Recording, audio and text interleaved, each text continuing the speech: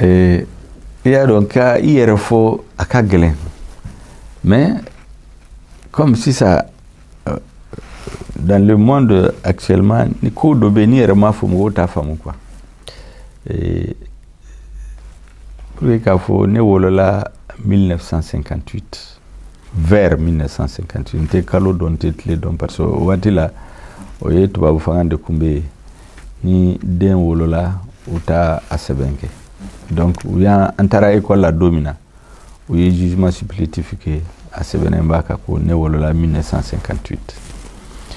Il y a école d'amne nega village là, nega village to we Tabango, obe Ansongo cercle là. Gao région là, ni bibo Gao kata Niger, kilomètre bisigi, obe Tabango ni Gao che. Il y a école d'amne au Tabango école là. 1962, 63, 64, 71, 72. Et il y a CEP en 66, 67. Ntara second cycle là, nana école fondamentale toke Bara oye anga commune capitale de la commune. Yo école fondamentale que defu soro 1974. Ntlalo la kana lycée technique là 1914 fo 1977 il lycée technique katla katari si jamana la ka san tani kelenke san woro kono ye nga diplôme d'ingénieur de télécommunication yo soro o wati la neka mémoire d'études ye seben minke o ya soro région no mopti gawo ki da tombuktu téléphone ka gele o yoro donc ne étude ke téléphone ka nga se o yoro la chugudi o de neka mémoire d'études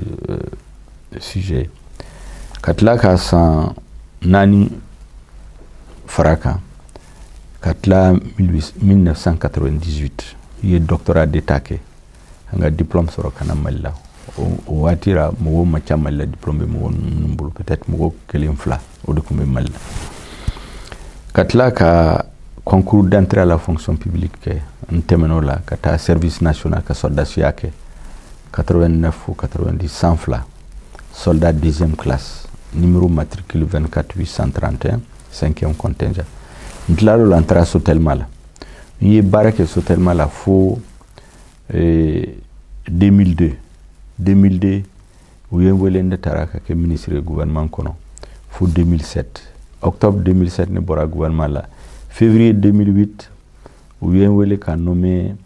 bafami mako comité de régulation des télécommunications ayelema ka ke autorité malienne de régulation des télécommunications et des postes et des TIC ou AMRTP katoro nyemwala fo 2015 où yengwele ne dora gouvernement la comme ministre de la communication et de l'économie numérique porte-parole du gouvernement comme là c'est la ministre de la communication ntore la fo juin 2016 ne bora gouvernement là il y a une administration fait comme benga retraite ça par anticipation donc à partir de 2017 ne be retraite si ça n'est retraité de il y a donné bebo village là par exemple ne flene ne ka école avec kilo woro ça dépend des moments donc de la fou kilo ni fla ka bo anga so fo kata école là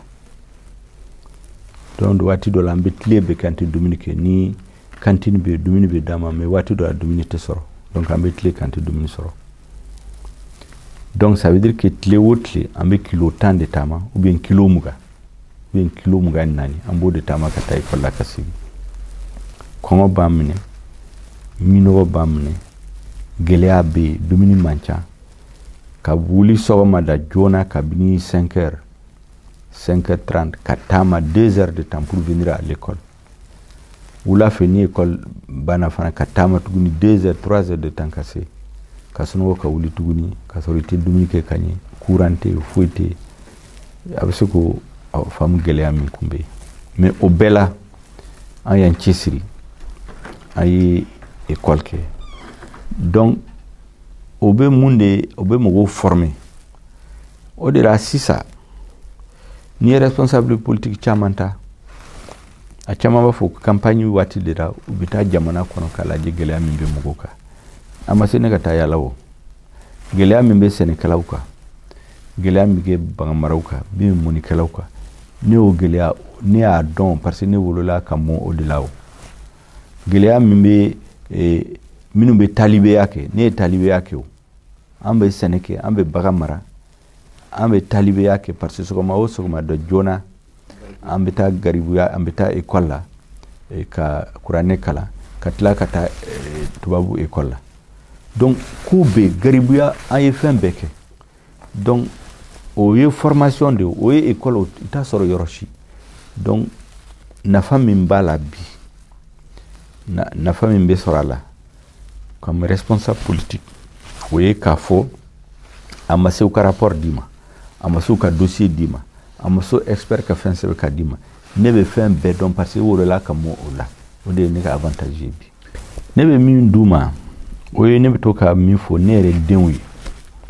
ani mɔgɔ o mɔgɔ ne ni ale bɛ baara kɛ ni jeune de don ne bɛ kuma kelen de f'u ye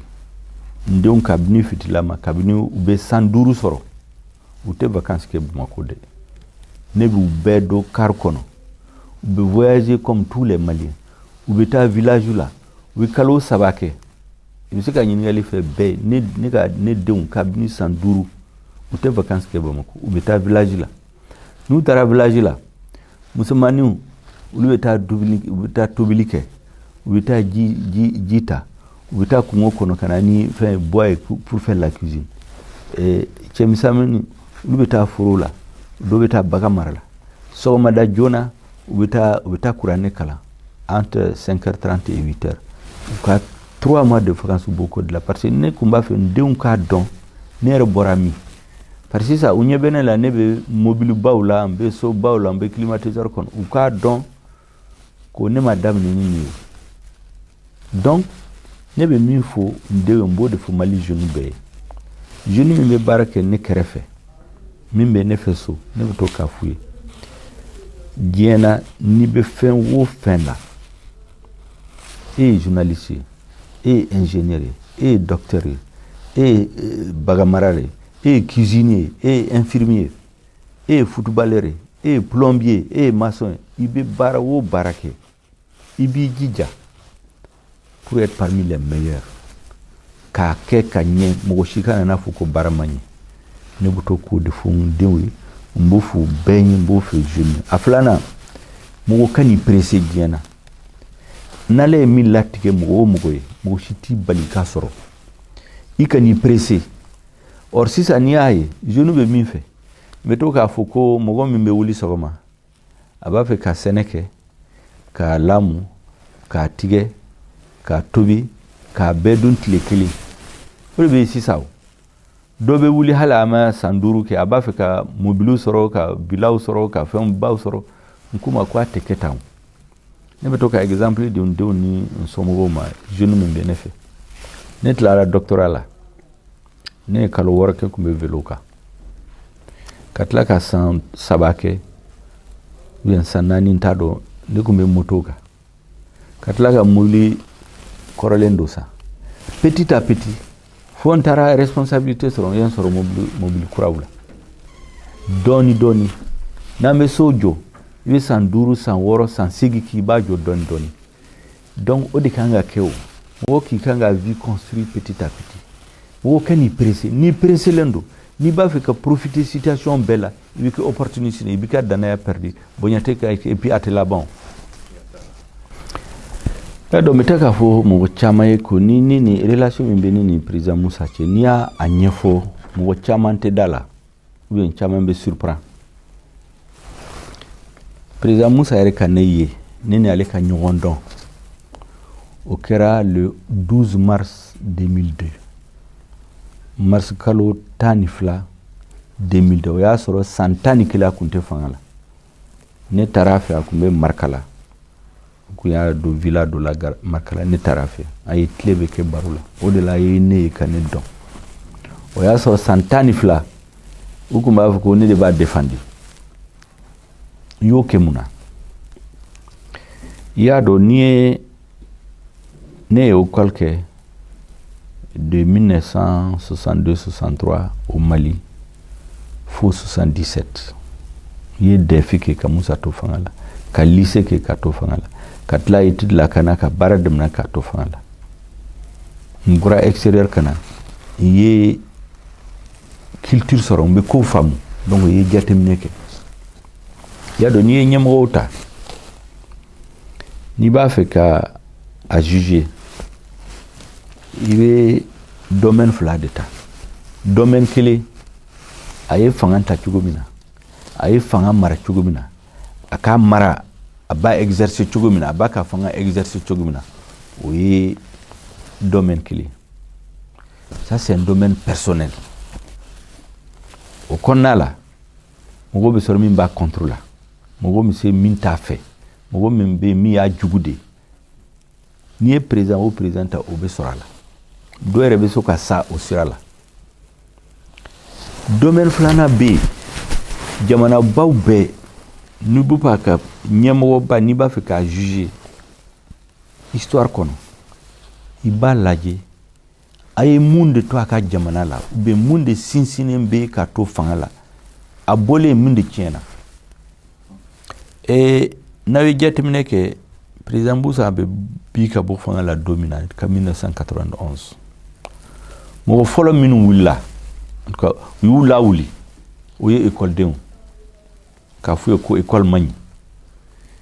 ni Musa bora fangala école bena ja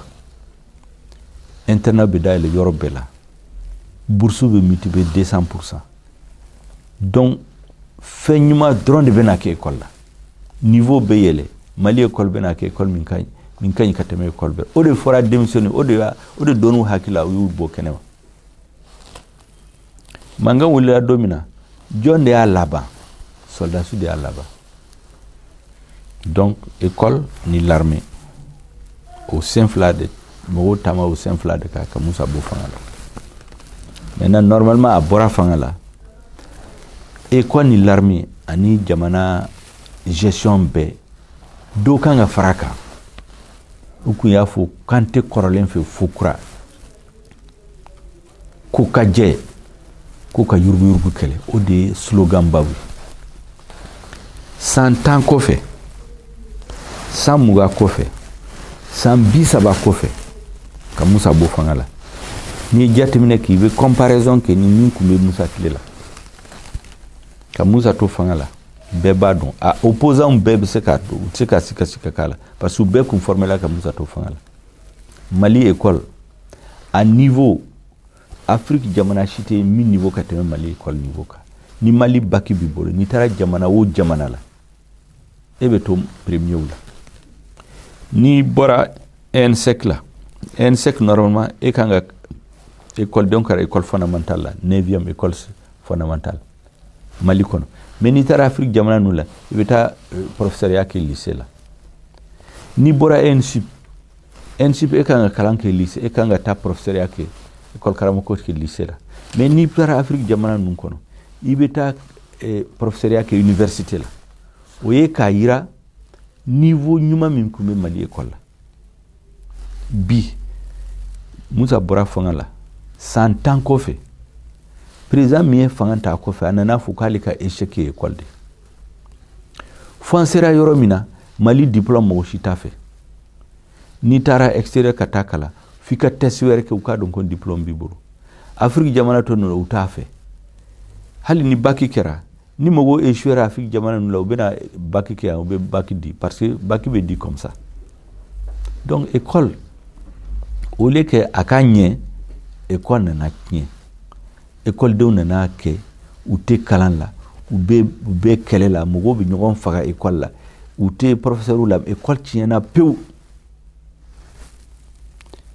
ni l'armée laji et Musa bebo fanga la domina beba don l'armée mimbe Mali bolo ate Afrique noire jamana shibolo au sud du Sahara ni Afrique du Sud voilà ate besonendo avion de combat minum bambolo be bisababo tubabu nana jadi sunu nun gain 2013 ni avion nani fila bɔra Tchad kana fila bɔra France kana o avion bi saba ni ko kun bɛ Mali bolo blendew ni hélicoptère ni char d'assaut o yɛrɛ o se mɔgɔ se ko hakil combien il y en avait mɔgɔ se ka fɔ yɛrɛ l'armée min kun b'an bolo a tɛ Afrique noire jamana si bolo bibi na an bɛ mun na bandiw 600 u nana an ka jamana min na Mali ka hɔrɔnya bosela la Mali tila ka Malienw bila ɲɔgɔn na u bɛ ka ɲɔgɔn faga mun de y'o kɛ parce que état tununa parce que force de sécurité tiɲɛna donc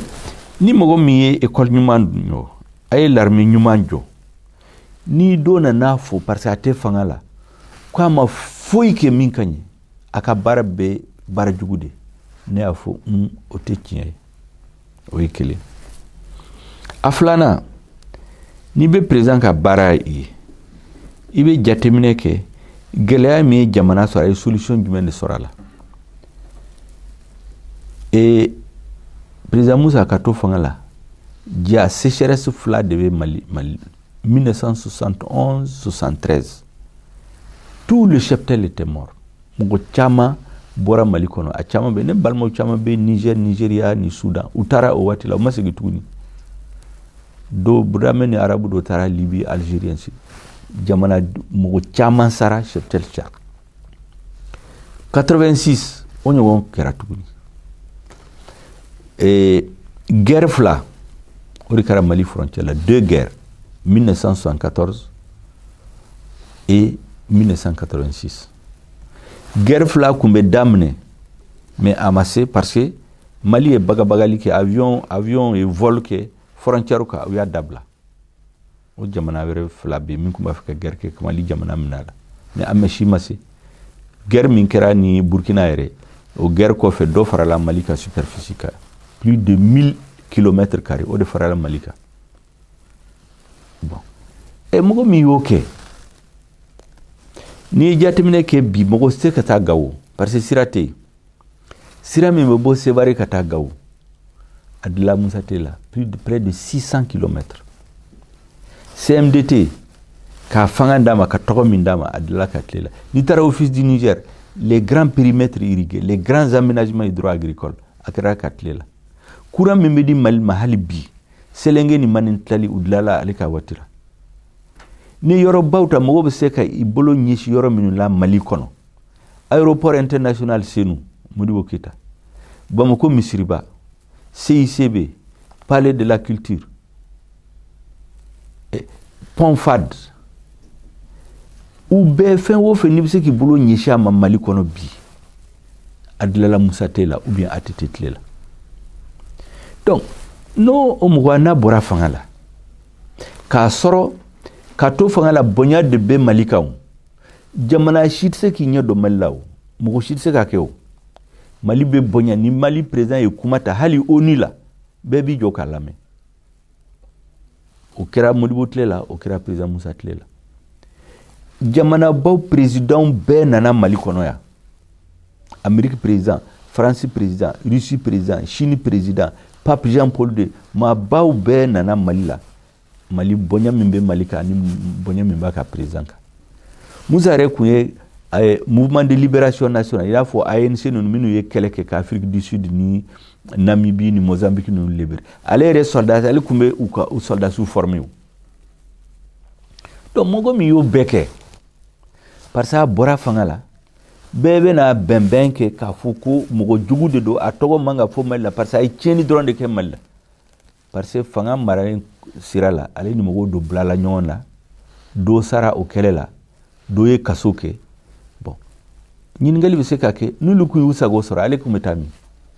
peut-être ale kun bɛ sa olu y'a bɛ taa kaso la o de kama ko ne t'o jugement kɛ o parce que ni droit de l'homme kɔni n'a kɛra ni mɔgɔ bilala kaso la mɔgɔw sara i tɛ se k'o défendre o mais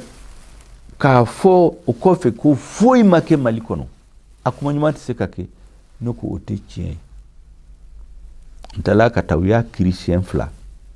ne taara sigi o kiri la k'a bɛɛ faamu k'a dɔn k'u y'a condamné ko min kama ani min bɛ yen tigitigi o tɛ kelen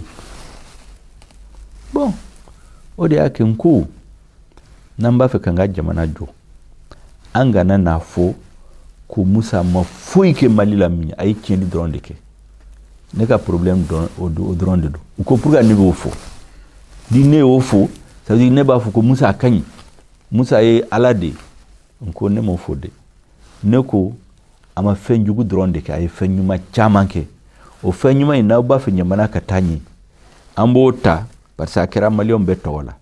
ka dɔ fara kan ka jamana baara ka taa ɲɛ mais n'aw nana bɛɛ fili k'a ta ka bɔ yen min y'an sɔrɔ de y'an sɔrɔ u nana ni école ka yɛlɛma don a la ko Musa y'a bɛɛ tiɲɛ k'a bɛɛ yɛlɛma ka fɛn wɛrɛ kɛ min y'an sɔrɔ filɛ nin ye o kelen kɛra armée ra o kɛra u m'a fɔ ko yuruguyurugu kɛlɛ ko lutte contre la corruption Musa tile la ni marché bɛ tɛmɛ million 10 kan fo appel d'offre ka k'a la u ko k'u bɛ yuruguyurugu kɛlɛ ko ko ka jɛ mais an nana mun ye o ko ka jɛ kɔnɔ plafond pour que ka marché kɛ gré à gré a tɛ tɛmɛ n'a tɛmɛna 10 millions ka Musa tile la a bɛ appel d'offre kɛ i tɛ se ka di gré à gré u nana démocrate nana y'a yɛlɛ fo 250 millions million 250 tant que marché mɛ tɛmɛ o kan i bɛ se ka di gré à gré i bɛ se k'i teri wele balimaw k'a d'u ma bon n'aw y'o kɛ ne sigilen bɛ yen ne ɲɛ b'a bɛɛ la n b'a fɔ ko aw bɛ min fɔ Musa kan a bɛɛ tɛ tiɲɛ nkalon caman b'a la o dɔrɔn de ye ne ka problème donc o la k'a fɔ a b'a fɛ ka Musa lasigi fanga la a b'a fɛ ka dictature lasigi Musa a dɔnna ta bɔra ta ne ma kɛ Musa ministre ye ma kɛ directeur ye Musa bɛ bɔ fanga la don min na diplôme min bɛ ne bolo a tɛ mɔgɔ si bolo Mali la peut-être mɔgɔ kelen mɔgɔ fila ne kun tɛ directeur ye n tɛ directeur adjoint n balima si ma kɛ ministre a ma kɛ directeur a ma kɛ député a ma kɛ foyi mais ne ye malien n bɛ kɔlɔsili kɛ n ko an kan ka jamana baara tiɲɛ de kan fɛn o fɛn n'a dilala nkalon kan a tɛ laban o de kama ale ko Ala ka tiɲɛ dɛmɛ ne b'o de kan ko Ala ka tiɲɛ dɛmɛ o dɔrɔn de bɛ ne ale cɛ n b'a bonya n bɛ taa fo comme mɔgɔ caman bɛ taa fo k'a bonya fo Ala y'a kalifa minɛ a la Ala ka hinɛ a la MPR bɛ comme parti tɔ c'est-à-dire a bɛ waati dama dama bɔ mɔgɔw bɛ kɛlɛ ensemble kɔnɔ MPR ka kɛlɛ a bɛ FSD ani M5 kɔnɔ mais o t'a bali MPR b'a ka réunion kɛ bureau national b'a ka réunion kɛ section b'u ka réunion kɛ travail de base bɛ ka kɛ o parce que élection bɛ labɛn k'a sɔrɔ élection ma surunya an b'o baara la o élection si ma kɛ Mali la ni M5 ma participer a taara présidentielle la a taara députation la a taara mairie ka élection la donc bibi na mɔgɔ bɛ se k'a fɔ ko MPR bɛ comme tous les gars MPR kɔni bɛ se ka jeunes ɲini i bɛ se ka ɲininkali kɛ jeunes fɛ et jeunes place ka bon MPR la kosɛbɛ n'i ye MPR ta ka ne to ministériya la ne tira ministre siɲɛ 2 ne kɛra ministre responsabilité ba ne kɛrɛfɛ a bɛ jeunes de b'o occuper parce que ne tun b'a fɛ k'u labɛn pour la relève parti yɛrɛ kɔnɔ les adjoints n'i ye place baw ta secrétaire généraux vice président u ka adjoint bɛɛ ye jeunes de an tun bɛ k'u labɛn donc hali bi les jeunes ont une grande place avant d'ailleurs le maire le plus jeune du Mali waati dɔ bɛ le maire le plus jeune du Mali kun bɛ bɔ MPR la donc hali bi c'est un parti des jeunes ne yɛrɛ kan to ka MPR président y'a ta o y'a sɔrɔ ne kun ye jeune de ye sisan de ye san caman sɔrɔ mais ne bɛ kɛ parti président ye don min na j'étais un jeune et aujourd'hui an bɛ ka jeune de labɛn ka parti président ya sigi ma n'a waati sera o question o ye question ɲuman de ye parce que y'a dɔn ni mɔgɔ wulila k'a fɔ k'i tɛ sɔn fanga ma mɔgɔ caman b'a fɔ ko place ko de do de i ye place ɲini m'a sɔrɔ ou bien i gɛn ka bɔ place la o tɛ ne ni i bɛ k'a cɛ teriya ni bonya dɔrɔn de tun b'an cɛ ne ni bɛ k'a ye ka sigi ka politique kuma fɔ ka ɲɔgɔn dɔn o kɛra don min na a démissionnaire ka bɔ a dɛmɛ la dɔ ko k'u y'a gɛn dɔ ko k'a démissionnaire ne taara fɛ o don o y'a sɔrɔ ale kelen n'a muso de tun bɛ yen an ka teriya daminɛna o sira fɛ an tora ɲɔgɔn fɛ fo a kɛra président de l'assemblée an ka relation waati dɔ la u sumayara dɔɔni mais an tila ka ɲɔgɔn minɛ tuguni 2013 parti folo mi appelle que ka soutenir au deuxième tour o y'a sɔrɔ 39% de kumba bolo parce que mɔgɔ caman b'a fɔ dongo do 77% o ye deuxième tour de mais premier tour là mi ale yɛrɛ ta sɔdasu kun b'a dɛmɛ gouvernement kun b'a dɛmɛ communauté internationale kun b'a dɛmɛ silamɛ ɲɛmɔgɔw bɛɛ kun b'a dɛmɛ Afrique président ninnu bɛɛ kun b'a dɛmɛ mais 39% de sɔrɔ parce que mɔgɔ min ɲin'o quoi majorité Mali majorité ma voté a ye deuxième tour de la mɔgɔw votera ye au deuxième tour la parti fɔlɔ min y'a soutenir o ye MPR de an ma taa foyi négocier an ma place négocier foyi ne ye lettre sɛbɛn k'a ci a ma k'a fɔ an b'a soutenir munna parce que ale kun bɛ kuma minnu fɔ ko le Mali d'abord ko l'honneur du Mali ani ne ka slogan ko ye restituer au Mali son honneur et sa dignité ka Mali danbe segi a ma o de ye ne ka slogan ye campagne la donc an hakilina ka suru ɲɔgɔn na o de y'a kɛ ne farala kan a kɛra président ye fana ne bɛ taa ministre poste ɲini a ye gouvernement fila sigi MPR kun t'a la gouvernement o Tatandi gouvernement Musa Mara n kun t'a la mais n kun continuer ka soutenir parce que an b'a dɔn ko bɛɛ tɛ se ka kɛ ministre ye o 2015 a ye n wele ale yɛrɛ da de y'a fɔ Modibo Keyita ye k'a kan wele ale b'a fɛ ne ka dan don a ka gouvernement la ne nana don gouvernement la i ye san 1 ni tilancɛ kɛ i ye min kɔlɔsi a nana lahidukan min kan k'a bɛ kɔrɔnfɛ kɛlɛ in ban kɛlɛ in nana juguya ka taa don o don ale bɛna don min na fanga la kɛlɛ kun bɛ Kidal u b'a fɔ ko insécurité résiduelle 2018 kɛlɛ nana fo Segu mara la donc ne ko ne tɛ se ka tugu a ko parce que lahidu min ta a bɛ ka tiɲɛ ka taa don o don n tɛla k'a ye accord d'Alger signé a nana bɛnbɛn dɔ sigi ale ni rebelle mouvement armé u y'a sɛbɛn k'a dɔgɔ maliyɛnw la k'a dɔgɔ hali gouvernement la ko autorité intérimaire kun ye mun ye Gao Tumbutu ni Kidal région la jamanadenw ye mɔgɔ minnu sugandi k'u ɲɛmɔgɔ ye conseil de région conseil de cercle u ye bɛnbɛn dɔ kɛ olu ni mouvement armé ninnu k'u b'u bɔ yen rebelle mouvement armé di ni gouvernement mɔgɔ damadama de bɛna sigi ka mɔgɔw sugandi k'u jagoya k'u sigi région kunna ne n'u farala nin de la n k'u ma k'o ye janfan de donc an ka relation u tiɲɛna nin cogo la fɔ sera 2018 n ko ne tɛ se ka tugu a kɔ a ka kɛ président ye tuguni ne yɛrɛ ka cercle la rebelle ninnu ye jamana minɛ don min na 2012 u ye mɔgɔ min ta k'a bila Ansongo cercle kunna Mujaw fɛ fo opération Serval nana a bolila ka taa i bɛ ka ye o de sigi k'a sigi jagoya Ansongo cercle kunna ka cercle conseil de cercle bɔ yen k'ale kɛ conseil de cercle président ye donc ko o ye janfan da ye donc ne ye campagne kɛ contre lui aux élections 2018 ale ko man ka to président ya la o u ye ko ɲagami ko k'ale kɛra président ye donc ne taara opposition la k'a tɛ se ka jamana mara an nana ye 2018 fo ka na 2020 a bɛ ka juguya dɔrɔn a jiginna ka bɔ centre la ka na Segu région la ka na Kajolo ka taa Kɔlɔnjɛba ka taa Kucala fanfɛla la n ko n'a tora fanga la jamana bɛna tiɲɛ pewu donc bɛɛ ɲɛna ni élection kɛra an bɛ campagne ta a bɛ bɔ fanga la u nana namara ka to fanga la an tila ka taa députation élection la mɔgɔ ɲɛna ye élection kɛ bɛɛ ɲɛ b'a la k'u bɛ ka jamana tiɲɛ donc vote bɛna kɛ u ka bɔ fanga la u nana a namara ka taa troisième tour kɛ cour constitutionnel fɛ jagoya ka majorité d'u ma donc an nana mun faamu élection tɛ foyi ɲɛ tuguni o parce que hali jamanadenw tɛ min fɛ u b'a jagoya ka sigi u kan ka tila ka mun ye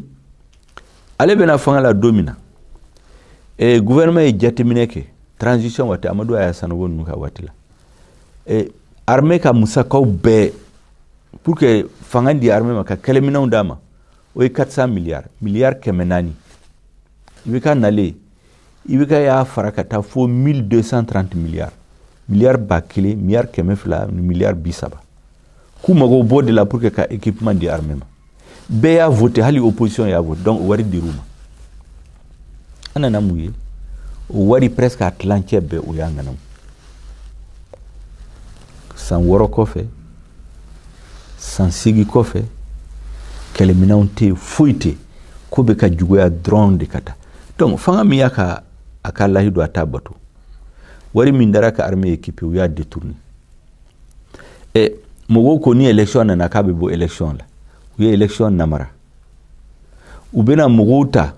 k'u bila jagoya région kunna donc o tɛ démocratie ye tuguni o de kama an ko c'est une oligarchie c'est oligarchie tubabukan na o ye mɔgɔ dama dama somɔgɔw n'a somɔgɔw n'a a nɔfɛ mɔgɔw dama dama u bɛ ɲɔgɔn minɛ u bɛ ɲɔgɔn da lajɛ min ka di o b'o de kɛ jamana kɔnɔ a bɛ sariya kɔnɔ o a tɛ sariya kɔnɔ jama nafa b'a la jama nafa t'a la u t'o jate fanga b'u bolo marifa b'u bolo soldats ni l'armée b'u bolo min ka di u b'o kɛ jamana la donc o tɛ république ye dɔrɔn donc o de kama an ko mɔgɔw min b'a fɔ k'u t'a fɛ ka to fanga la an bɛ fara u kan donc mouvement in wolola nin cogo de la ne nana o de la parce que ne convainculen do ko i bɛ ka kun se ka Mali mara tuguni o question a jaabi ka gɛlɛn dɔɔni mais n b'a essayer ka n ka hakilina fɔ a la n'i b'a fɛ ka kɛ ɲɛmɔgɔ ɲuman ye Mali la fɔlɔ-fɔlɔ i kan ka Mali histoire dɔn k'a dɔn kosɛbɛ kosɛbɛ gɛlɛya min ye Mali sɔrɔ kɔrɔlen a solution sɔrɔla cogo di mun de y'a kɛ Mali ye gɛlɛya sɔrɔ par exemple ne bɛ tamasiyɛn dɔ d'aw ma ka bɔ l'empire du Ghana fo l'empire du Mali fo l'empire Songhai fo pénétration coloniale tirabu banga jamana minɛna don min na kɛlɛ minnu kɛra Samori fɛ Babemba ninnu fɛ Firu ninnu fɛ don o don ni ɲɛmɔgɔ ye janfan siri jamana bɛ perdu toujours quand il y a la trahison au cœur du pouvoir la nation est tombée ninnu bɛɛ janfan de le dernier Firun janfan de y'a faga janfantigiw de y'a faga k'a su di tubabu ma ni l'empire Songhai ta janfan de y'a k'o l'armée perdira Samori Touré u y'a janfan donc i kan k'i ka jamana histoire dɔn kosɛbɛ o de kama ne sara waati dɔ la ko fanga min bɛ Mali kunna o fanga ye Mali janfa o ne tɛ se ka tugu ko tuguni donc i kan k'i ka jamana histoire dɔn kosɛbɛ minnu bɛ ɲɛmɔgɔya kɛ e ɲɛ par exemple Mali kɔnɔ président Modibo Keïta président Moussa Traoré président Amadou Toumani Touré président Alpha Oumar Konaré i kan k'u ka baara kɛcogo ka analyser ka dɔn kosɛbɛ u ye baara jumɛn de kɛ u filila yɔrɔ min na i k'a dɔn ka mara e bolo pour que o fili kana e sɔrɔ ka tila ka mun de kɛ tuguni i ka jamana ka hami min bɛ jamanadenw la gɛlɛya min b'u kan e yɛrɛ kan k'a dɔn tigitigi a ma se expert ka papier sɛbɛn ka na d'i ma ne filɛ nin a ma se expert ka papier d'i ma pour que n k'a dɔn gɛlɛya min bɛ sɛnɛkɛlaw gɛlɛya min bɛ ekɔlidenw kan gɛlɛya min bɛ mɔnikɛlaw kan gɛlɛya min bɛ maliyɛnw kan i kan k'o dɔn tigi hami min b'u la au moment précis a naaninan i kan ka situation géopolitique internationale parce que Mali bɛ diɲɛ kɔnɔ situation min bɛ diɲɛ kɔnɔ situation géopolitique stratégique min kan ka kɛ yani san 10 san 20 san 60 diɲɛ bɛ ka yɛlɛma ka kɛ cogo min i kan k'o analyser k'a dɔn Mali place ye jumɛn de o diɲɛ kɔnɔ i kan k'o dɔn ka l'armée labɛn ka police labɛn ka gendarmerie labɛn ka service de renseignement labɛn ka i ka école labɛn k'i ka administration labɛn k'i ka diplomatie labɛn e kan k'o fana dɔn k'a faamu n'o y'o faamu i bɛ ko bɛɛ kɛ ka jamanadenw fara ɲɔgɔn kan hali n'u hakilina tɛ kelen min b'u fara ɲɔgɔn kan i b'o de ɲini pour que ka bɔ da kelen fɛ ka bɔ da kelen fɛ e ka bila ɲɛmɔgɔya la aw ka se ka tɛgɛ di ɲɔgɔn ma ka jamana baara ka taa ɲɛ ne ɲɛna o de kan ka kɛ ɲɛmɔgɔ ka baara ye bi i y'a dɔn ɲɛmɔgɔya ala de b'a kalifi mɔgɔw la o de kama n bɛ to k'a fɔ mɔgɔw ɲɛna an kana ɲɔgɔn hasidiya fo an kana ɲɔgɔn buruja an kana ɲɔgɔn lagosi bɛɛ kan k'i ka baara kɛ k'i ŋaniya yiri maliyɛnw la n'ala y'a latigi i bɛ kɛ ɲɛmɔgɔ ye n'ala ma latigi hali n'i ye ko bɛɛ kɛ i tɛ k'a ye mais n'ala y'a kɛ ne kɛra ye Et me to ka fɛn dɔ fɔ n bɛ segin a kan ne maa ye yɔrɔ si dans l'histoire la jamana si tɛ yen jamana min la mɔgɔ dama dama wulila a bɔra kɛnɛma o ou bien a bɛ jamana kɔnɔ k'a marifa ta ka kɛlɛminɛnw ta k'a jagoya k'a imposer tɔw kunna e ko o kɛlɛ banna ko parce que bɛ k'a deli i bɛ k'a deli a ye na n ka négociation kɛ o ma kɛ yɔrɔ si la.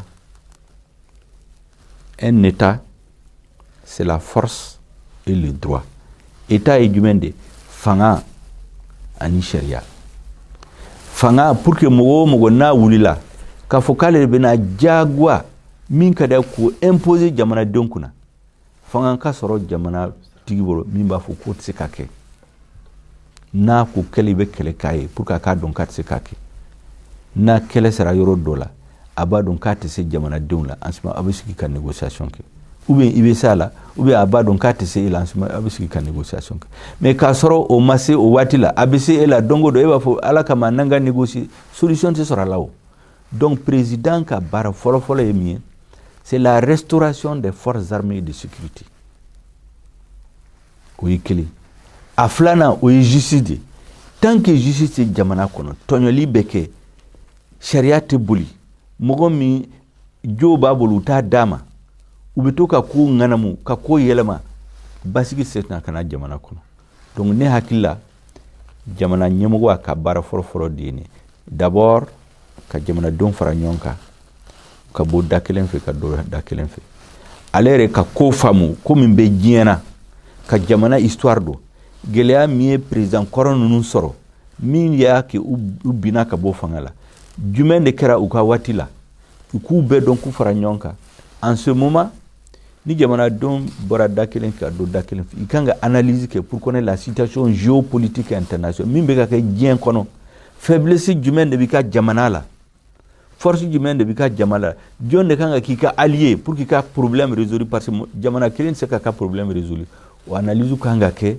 i ka patriote dama damaw ɲini aw ka tɛgɛ di ɲɔgɔn ma parce que mɔgɔ kelen tɛ se ka baara kɛ n'aw ye tɛgɛ di ɲɔgɔn ma ni jamanadenw y'aw faamu aw tora sariya sira kan aw ye force d'armée renforcer jamanadenw bɛ da e la ne ɲɛna o kan ka kɛ nin cogo de la n t'a fɔ ko kɛlɛ dɔrɔn de b'a ban mais tant que état ma kɛlɛ kɛ fɔlɔ mɔgɔ min ye marifa ta contre u k'a dɔn k'u tɛ se a la lafiya tɛ se ka na jamana kɔnɔ n'a ye kɔlɔsili kɛ jamanabaw min tɔgɔ bɛ fɛ diɲɛ na Amérique Russie Chine u b'u bonya juma ka forces armées yo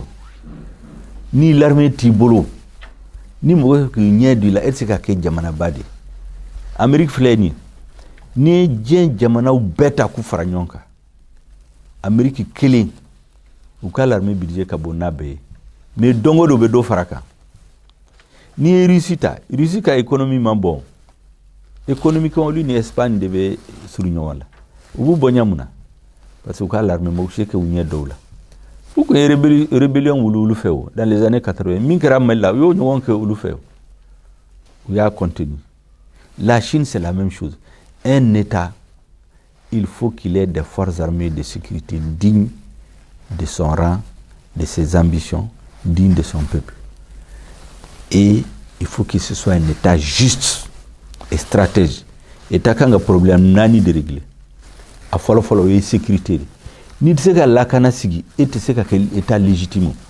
Et élira ou et coup d'État que il faut des fangandima. Si tu ne peux pas assurer la sécurité des citoyens, tu n'es pas un État légitime. Aflana comment mangi ka jamana don faga ni kongo be mina tse ka horoyan sabati aflana ka mugo kala u ka famu anga débat nunu beke pour que ka mugo la famu ni ay élection be nganamu be wari di mugo mo ka voter parce que mugo te familia ke donc mugo ka kala u ka furake ni état yo na ni régler a to jamana don de buka jago ke kuka usine ke kuka industrie ke kuka fen ko te eta ka bare yo eta kanga shariata o sharia kanga respecter en ce moment hakilina min be mogo min be barake ulu de be barke ka jamana latani. C'est comme ça que les pays se développent. Ni hakilina doye.